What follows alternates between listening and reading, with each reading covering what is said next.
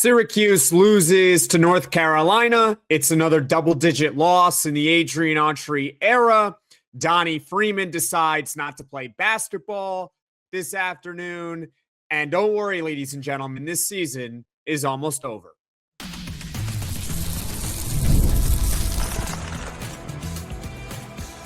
You are Locked On Syracuse, your daily podcast on the Syracuse Orange. Part of the Locked On Podcast Network, your team every day. Hello, everyone. Welcome into Locked On Syracuse post-game reaction show. Syracuse basketball loses to North Carolina at home. Their largest crowd of the season, 77-64. I'm Jackson Holzer. Thank you so much for making us your first listen of every single day here on the Locked On Podcast Network, your team every day. Of course, we're always free and available wherever you get your podcasts on the #1 sports podcasting network. This basketball season is almost over. There's only a few more games left, and then the ACC tournament, which will be probably very short for Syracuse. And then, of course, we all know that big changes are coming. Donnie Freeman, he did not show up this afternoon in a game where he should have been able to at least have a better performance, maybe not lead Syracuse to victory, but when North Carolina doesn't have Caleb Wilson, Donnie needs to be better. And he did not show up. The coaching is terrible. There is still no offensive identity with this team, except if you want to say it's all isolation, no ball movement. All the stuff that we usually know about Syracuse basketball in the Adrian Autry era at this point. And of course, like I mentioned at the top, it's another double-digit loss in the Adrian Autry era. We'll talk about this game and more here on this post-game reaction show of Locked On Syracuse. Now, before we get to everything, this episode is brought to you by 5 Hour Energy. Have your cake and drink it too. Birthday cake flavor is back, no fork needed. Vanilla-y cakey flavor, caffeinated kick, and no sugar. It's party time. Order now at 5hourenergy.com or Amazon. When this game concluded with Syracuse losing to North Carolina at home 77-64, I turned off the television like most people do when a game ends, or maybe you decide to flip channels or you're going to watch another game. I think, what was it, Arizona and Houston are playing something. I don't even know. It doesn't even matter at this point. Who cares? I turned my television off at the end of the game, and I just sat there for 5 minutes looking at a black screen, and I found it more entertaining than the game that we witnessed this afternoon. Because aside from a moment here, a moment there, Syracuse didn't give any of us any reason for excitement. Yeah, William Kyle had a brilliant steal and score that tied the game at 44 in the second half. And then North Carolina proceeded to go on an 8-0 run right after. And that was really the game. In the first half, Syracuse got off to a good start. It was an 8-2 Syracuse lead. And it felt maybe early on that, hey, maybe this is a game that Syracuse could win. Because even though North Carolina is definitely a superior team to Syracuse, keep in mind that they don't have Caleb Wilson. That's their best player. He is far better than anyone on Syracuse's roster. He's probably double any player on Syracuse's roster. That's a guy who's probably going to go top 5 in the NBA draft coming up. So you can rationalize how, hey, Syracuse on its home floor, they can play up to competition a little bit. The opponent doesn't have their best player. Now you're off to a nice good start, 8-2 lead early. Maybe they can win. And even in the second half and in the first half, when they were falling behind a little bit in this game, when they were down in the 6 to 8 point range, they were fighting back, right? JJ Starling had a great start to the second half. I think he had the first 3 buckets of the half for Syracuse, right? It just all collapsed. It just all collapsed. They had nothing. I think the best way to describe how Syracuse played, particularly down the stretch in this game, is flat. North Carolina was just a better team. And if this was just a one-off performance. We could look at this game in a vacuum and say, hey, they didn't have it. There wasn't a lot of energy. They didn't give the fans in the building much to cheer for. And they lost the game to a better team. But that's just in a vacuum. This is year 3 of the Adrian Autry era. And this stuff just keeps happening. How many double-digit losses? It's well over 20 at this point. What else from this game? I mean, Donnie Freeman, we'll go more into him in the next segment of this show. He had a moment in the second half where the referees flat out bailed him out, where he was called, or he should have been called, for an offensive foul because he clearly bumped into the North Carolina defender. I forgot who it was, but it doesn't really make a difference. And the referees called the foul a block on North Carolina. And yet Donnie committed a technical. I don't get it. What goes on in your head in that moment? I genuinely want to know. Like, you just got bailed out by the refs. It should have been an offensive foul, and yet you still commit a technical foul. And hey, Donnie got lucky because North Carolina missed the free throws. They missed both technical free throws after that. So they got lucky. And then, of course, at the very end of the game, Donnie Freeman picks up his second technical foul. But at that point, the game was long over, and it's more about frustration at that point. And so I guess you can kind of forgive him for it, but I just don't get, I don't get it. It's just a symbol of the Adrian Autry era where the players, they can say whatever they want. They can say how much they love him, but their actions on the court don't demonstrate that they love him. And actions speak louder than words. The players can defend him all they want, but the way that they play, they don't play for Adrian Autry. Smart, disciplined teams do not commit silly, dumb, technical fouls, especially when they're at home and they're trailing by 10 points in the second half after just getting bailed out by the officials.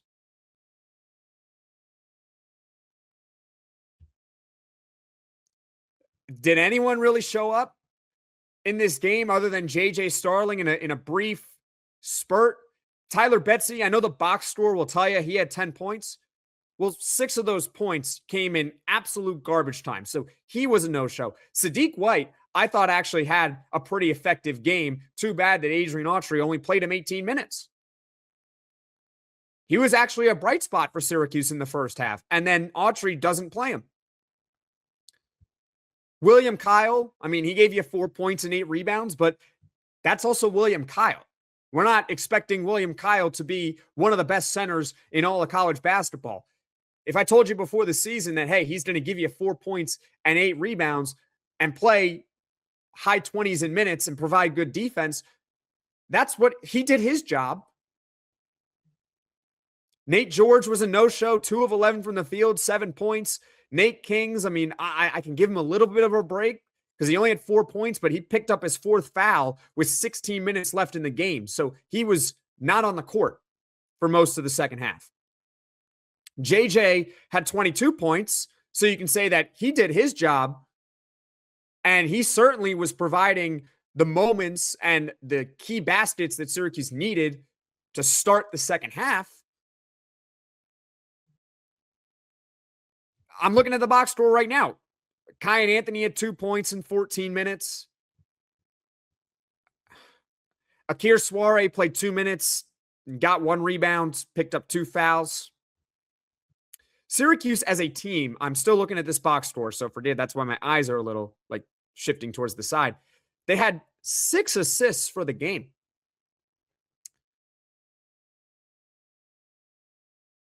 Six assists in 40 minutes. 6 assists on 25 made field goals. They were 3 of 17 from the three-point line. The only reason why North Carolina only won by 13 is because North Carolina was 15 of 28 at the free throw line. They were doing this without Caleb Wilson, who is their best player. And it's not even close that he is their best player. And like I said, he's probably double any player on Syracuse's roster. And Syracuse was at home. There was a part of me that felt like maybe Syracuse can win, and they were following a similar script to when SMU came to town not too long ago, where Syracuse was down and they fought back and they found a way to steal the game and win. But that just didn't happen. And so I credit North Carolina. They actually, with this win, get a quad one win because Syracuse entered, I think, 72 in the net before the game. So quad one win for North Carolina. That's another win for their resume. They are a lock to make the NCAA tournament at this point. It's all about seeding for them and where they're going to seed in the ACC tournament. So this was good for North Carolina. So shout out to Isaac Shade, who's the host of Locked On Tar Heels. I'm sure he's happy about the game. But for Syracuse, it was just a no-show. They were flat for most of the game, and it wasn't enjoyable. I had more fun, and I found more entertainment in looking at a black screen for 5 minutes than watching that game from start to finish. And that's where we're at right now with Syracuse basketball. I'm not yelling. I'm not whining. I'm not screaming. This is just the reality of where we are at right now with Syracuse. And if anyone tries to deny that, I respectfully ask you how you can possibly deny it.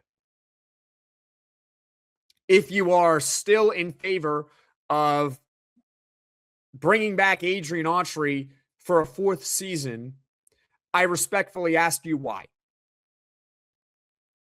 It's unacceptable that this is going to be the fifth consecutive year without making the NCAA tournament. This has not happened to Syracuse since the late 60s, early 70s.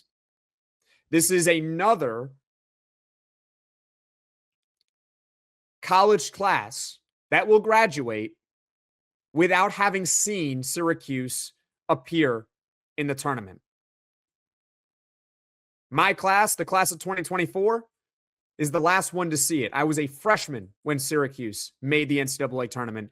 That was their last appearance in 2021. So the class of 2025 didn't see it, and the class of 2026 won't see it. And it's a shame that they won't, because when you're on campus and you're a student at the university at the time when they're in the tournament, and especially if they're making a run, it is so enjoyable. The school spirit is up. The town is electric. Everyone is revved up for game days. You're following along the bracket differently because you know that your team is in it. But it is a shame that this is where the program is at. Fortunately, there will be changes. We all know it. And if there aren't changes, I don't know what to tell you, but there's going to be changes, barring a miracle. Now, coming up on Locked On Syracuse, we can talk a little bit more about Donnie Freeman and his future. So stick with me here on Locked On Syracuse. Welcome to the 5-hour energy flavor draft with 18 different flavors to choose from, including new options like confetti or craze, fruity rainbow, or cotton candy. There's something for everyone. The board is set. The flavors are ready. And I've got my number one pick for the 5-hour energy flavor draft. I would go with the fruity rainbow flavor or cotton candy. Actually, let's go with cotton candy. Find your new favorite flavor of 5-hour energy shots available online at 5hourenergy.com or Amazon. Ever wanted to experience the NBA Finals live and in person? FanDuel is giving you the chance to turn that dream into reality with their NBA sweepstakes. Here's how it works. Use your profit boost on any NBA future, and you'll automatically be entered for a shot to win an NBA Finals trip for two. That's right. Flights, tickets, the whole experience. And now, not only can your pick cash, but it can also send you to the NBA Finals. Visit FanDuel.com to get started. Use your profit boost on an NBA future and get entered for your chance to win a trip to the NBA Finals. Play your game with FanDuel, the official sports betting partner of the NBA. Locked on Syracuse. I'm Jackson Holzer. The Orange lose on Saturday afternoon inside the Dome, 77-64 to number 16 ranked North Carolina. One player for Syracuse that did not show up in today's matchup is Donnie Freeman. And it's not because Donnie Freeman was injured. It is because Donnie Freeman, I guess, forgot that there was a game this afternoon. And if he did forget that there was a game, or maybe he overslept, I guess it happens. But let's actually be honest about Donnie Freeman, because I already know, I'm seeing it online right now, that he is taking a lot of criticism. And sometimes when a team is losing and you criticize the best player on that team, it can be a little bit lazy. The reason why I say that is because LeBron, for example, like when he was in his prime, he would get so much praise, but also what comes with it is most of the blame as well. And there were moments, obviously, in his career, especially with the Cleveland Cavaliers, where he would have 50 points in an NBA Finals game and the team would lose. And yet he would still take most of the criticism. I can find it to be a little bit lazy. How it's not the best player's fault. He just can't do everything. But I think in the case of Donnie Freeman, it is absolutely warranted that he gets some criticism. The stat sheet says he had 9 points in 28 minutes of action. I only remember 2 of those points. He had an alley-oop in transition from Nait George sometime in the second half. I think it was relatively early when the game was within reach. And that's about it. Here's the reality with Donnie Freeman. I can just give free advice. I'm not his agent. So here's free advice. Donnie Freeman, at the end of this season, should hit the transfer portal and go to a good to great program. You know he will be sought after, because at the end of the day, even coming into this game, he was averaging 17-7. So somebody is going to pay him. Go get the money. Go to a coach that's going to develop Donnie. And then decide about going professional. If Donnie Freeman, at the end of this season, goes pro, whoever is giving him that advice should be fired immediately. Immediately. This guy is not an NBA player yet. Maybe he can be. Maybe Donnie Freeman can develop into an NBA player. But as of right now, he is not an NBA player. He needs to go to the transfer portal, go to a far better program, one where he knows he is going to be well coached, because he hasn't been well coached for 2 years. Develop, work on his outside shot, get stronger, get more physical, and then he can make the determination about going pro or not. That is the best advice I can offer to Donnie Freeman. North Carolina did not have Caleb Wilson.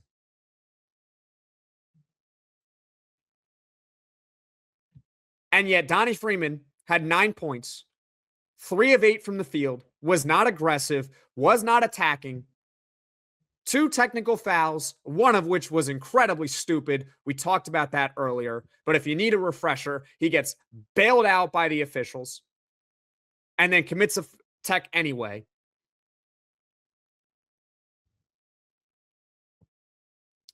Donnie Freeman, in my opinion, right now, when I watch him, I feel that he is much more of a Robin than he is a Batman. He's a nice player. There's a reason why he averages 17-7. Numbers look pretty good. But he just doesn't have that impact. He lacks the impact that true stars have. And I do believe that if Donnie Freeman was a better player, this team would be in far better position. I don't know if they would be an NCAA tournament team if he took more of a step this season. but they would be better than what they are right now. And to have that performance when North Carolina doesn't have Caleb Wilson is inexcusable. And it's not just a one-off. Because Donnie Freeman was also a no-show when Syracuse played Duke. And yeah, he had a decent game against SMU, but when he played Cal, he sort of showed up at the very end in the overtimes, but he couldn't hit free throws. And he had 5 points in a road loss to Virginia. That's your number one. That's your star player. And we can sit here and say, hey, he's not well coached. He's not well coached. They don't put him in good positions to succeed. So that's where I can kind of meet Donnie Freeman halfway. But he's got to be more assertive. Simple as that. So Donnie Freeman's going to get a lot of heat. He's going to get a lot of criticism.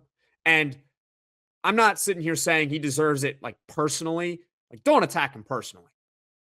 As a basketball player, though, it is 100% warranted. He has been a disappointment this season. But to be fair to Donnie, so has most of the team. Most of the team has been disappointing. Nait George has also been disappointing. J.J. Starling, for 3 years, hasn't developed an outside shot. Kyan Anthony got off to a hot start this season, and he's had his moments, but I mean, he is a freshman, so we can give him a little bit of a break. Same with Sadiq White, I guess. Nate Kings was a disappointment early in the season, then was turning it on until today.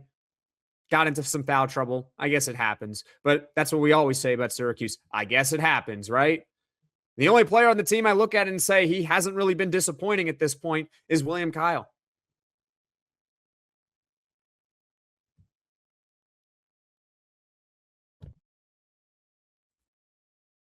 Flat, lifeless, no energy, disappointing to a North Carolina team that doesn't have their best player, who's far better than anyone on Syracuse's roster. Again, I'm not screaming. I'm not yelling. I'm disappointed. And I am frustrated. It shouldn't be more entertaining to watch a black screen for 5 minutes than a basketball game. They did just enough that they sort of stayed in it, and then they completely folded down the stretch.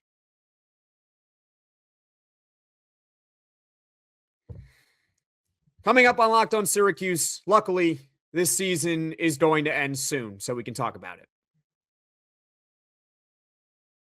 I'm Clea Butler, host of Locked On Women's Basketball, and this is Mazda's Women's Basketball Snapshot, celebrating the work no highlight reel can ever capture.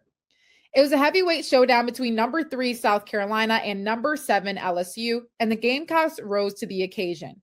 South Carolina secured a hard-fought 79-72 victory to stay atop the SEC standings, using a balanced offensive attack to outlast the Tigers. Tessa Johnson led the way with 21 points, while Raven Johnson added 19. Medina Okot dominated the paint with a double-double, finishing with 12 points and 17 rebounds, while Joyce Edwards chipped in 10 points to round out the scoring. With the statement win, the Gamecocks now turn their attention to a road matchup at number 23 Alabama on Thursday. These moments are earned off the clock, those long before the lights ever come on. The sweat, the fakes, the doubt, the scrapes, and coming back for more every time. Mazda puts that same drive into every detail. Wins define the moment, putting in the work, that defines you. There's more to a Mazda because there's more to you. Syracuse basketball loses to North Carolina at home, 77-64. Cool. How many games left in the season? I am checking it right now as we speak. I know they have a week off. Their next game is on Saturday at Wake Forest, 5:45 p.m. Eastern. Let's be honest. Does anyone think that Syracuse is going to go on the road and beat Wake Forest? You think anyone, players, staff, actually want to make the trip to play a basketball game at this point in the season? And even if they do win, it doesn't matter. But that's their next game. Then after that, they have a Tuesday matchup at Louisville at 9 p.m. Eastern. So I guess we all get to stay up together. Us sickos that are still watching this team get obliterated at a later hour than usual. Great.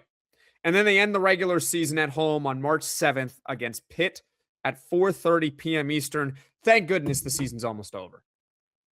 Thank goodness. I mean, I wish there wasn't 3 games left in this season. I wish that there was no ACC tournament. I wish that Syracuse, you know how they declined the NIT a couple years ago? It was the first year of the Adrian Autry era. I wish they could decline an ACC tournament bid.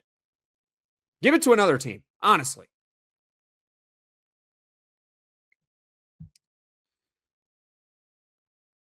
I don't know what else to really say that hasn't already been said about Syracuse basketball, other than just, folks, I mean, we just have to hang in there, right? I mean, that's all we can do is hang in there. They're not going to make a change at this point of the season. John Wildhack has explicitly said he is going to let this whole thing play out.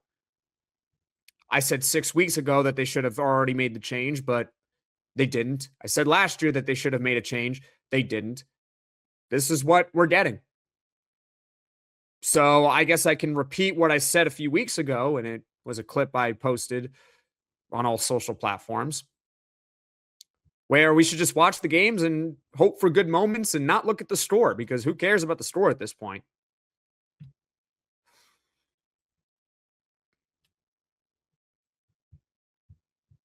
Yeah. You got any thoughts on the game? Feel free to comment in the comment section below.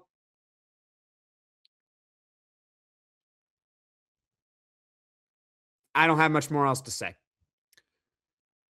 So, folks, thank you all so much for watching. Thank you all so much for listening. If you like this podcast, be sure to hit that like button. If you really enjoy the podcast, be sure to hit subscribe. Tell all your friends about Locked On Syracuse, and we'll see you all again soon.